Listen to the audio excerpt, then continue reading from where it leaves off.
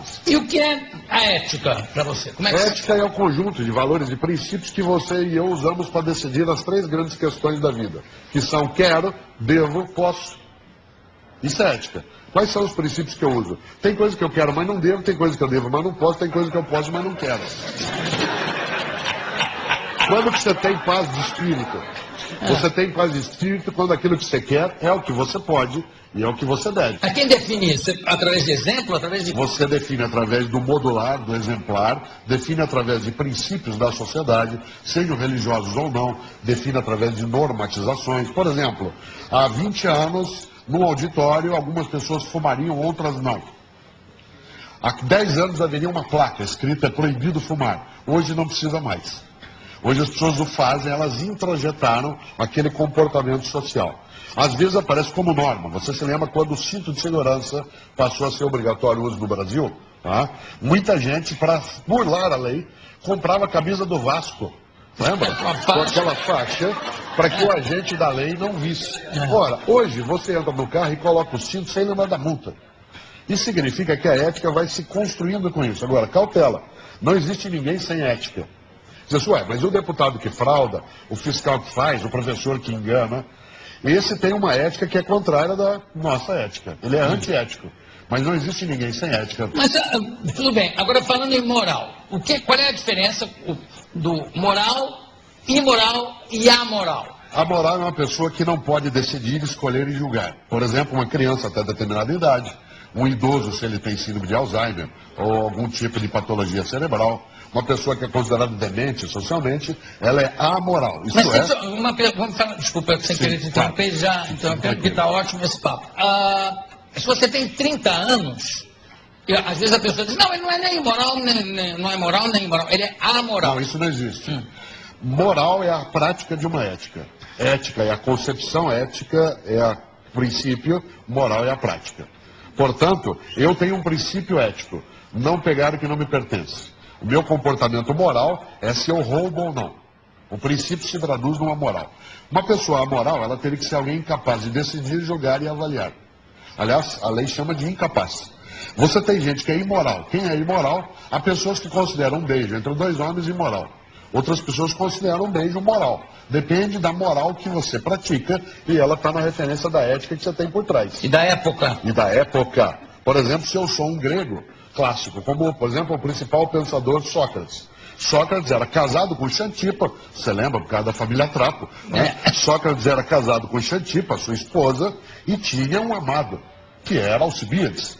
Aliás, um general, um jovem de 27 anos, que quando Sócrates morre, ele está nos braços de Alcibíades. Xantipa entendia isso, lá no século IV a.C., como uma coisa absolutamente parte daquela cultura. Hoje seria entendido, de novo, como uma coisa não perturbante. Mas há 30 anos seria uma diversidade muito forte. Portanto, não é que a ética é relativa, a moral é relativa. A ética, ela é sempre de uma época, de um grupo, mas ela tem uma tentativa de ser universal.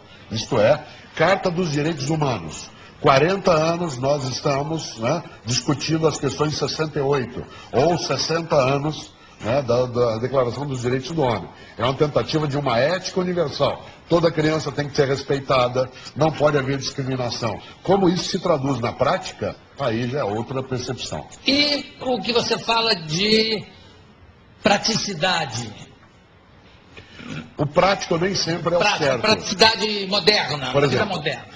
Vou te dar um exemplo, um sinal da nossa insanidade na nossa época. Família inteira que sai de casa domingo, junta, para comer comida caseira.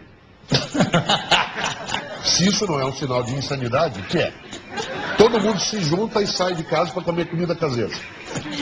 Outra moda de insanidade. Nós temos uma tecnologia de comunicação que gerou um nível de incomunicação brutal.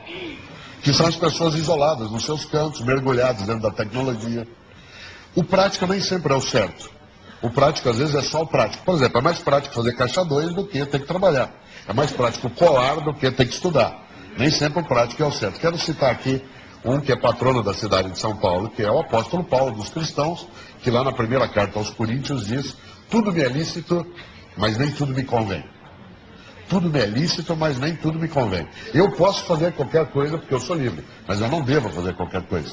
Aliás, os cristãos dizem que Jesus de Nazaré afirmou, e está lá no livro de Marcos, de nada adianta um homem ganhar o mundo se ele perder sua alma. É uma frase fortíssima. Seja você um homem que tem religião ou não, tanto faz, a frase é forte. De nada adianta um homem ganhar o mundo se ele perder sua alma. E o que é perder a alma? É perder a tua integridade, é perder a tua hombridade, é perder a tua capacidade de ser honesto, transparente, digno. Isto é, perder aquilo que nós não vamos levar, que é exatamente a nossa identidade.